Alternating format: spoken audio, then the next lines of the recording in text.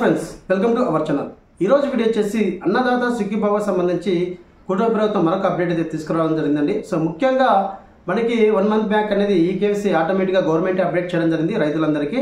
So ఇక్కడ చాలా మందికి పేర్లు అనేది రాలేదు. సో అలాగే ఒకవేళ స్టేటస్ చెక్ చేసుకున్నా కూడా వాళ్ళకి స్టేటస్లో అనర్హత ఉందని చెప్పేసి కూడా రానుంది. అలాంటి వాళ్ళందరికీ మరొక అవకాశం అయితే ఇవ్వడం జరిగిందండి కుటుంబ ప్రభుత్వం.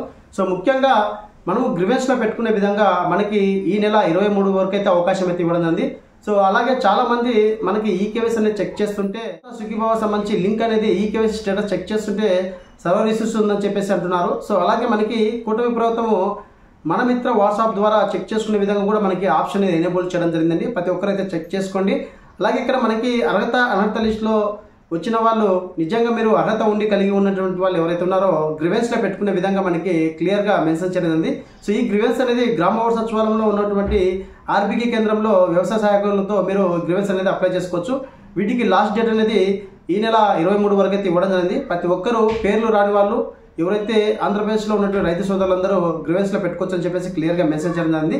అలాగే గ్రివెన్స్ ఎలా అప్లై చేయాలి, ఏ విధంగా అప్లై చేయాలని చెప్పేసి నెక్స్ట్ వీడియోలో మీకు పోస్ట్ చేస్తానండి.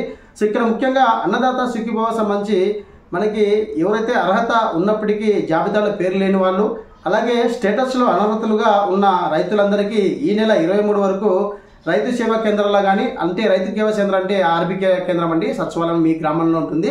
అగ్రికల్చర్ ఎవరైతే ఉన్నారో వారి యొక్క ద్వారా మీరు గ్రివెన్స్ అని రైట్ చేసుకోవచ్చు. అలాగే వ్యవసాయ సహాయకులు గ్రివెన్స్ అనేది నమోదు చేసుకోవచ్చు. వీటికి మనకి 23 తేదీ వరకు మళ్ళీ ఇవ్వడం జరిగింది.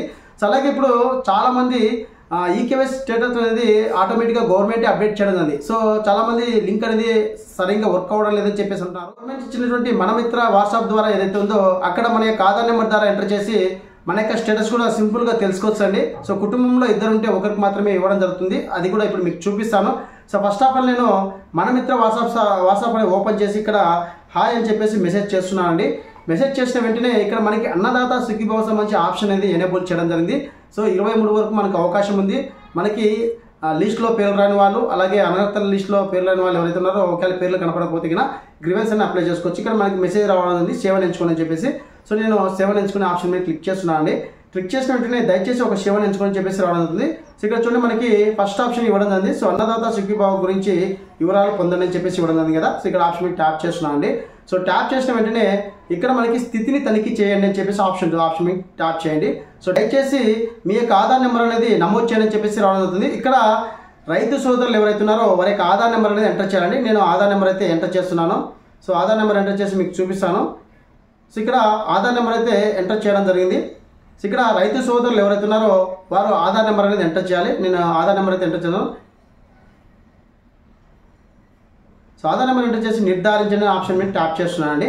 సో ట్యాప్ చేసిన వెంటనే ఇక్కడ మనకి డేటా అనేది చూపించడం జరుగుతుంది.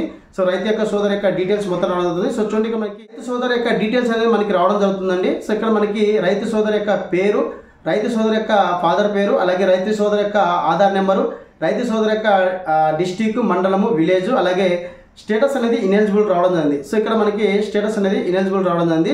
సో ఇక్కడ రిమార్క్స్ ఇవ్వడం జరిగింది. చూడండి మీరు బాగా గమనించండి. ఇక్కడ మీకు రిమార్క్స్ అనేది ఇవ్వడం జరిగింది.